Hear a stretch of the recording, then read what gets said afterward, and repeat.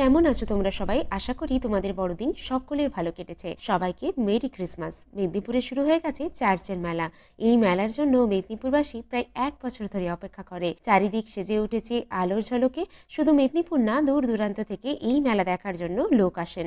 এই মেলার জন্য সমস্ত ধর্মের মানুষের মিলন ঘটে, অর্থাৎ যেখানে ধর্মের থেকে আগে মানুষ।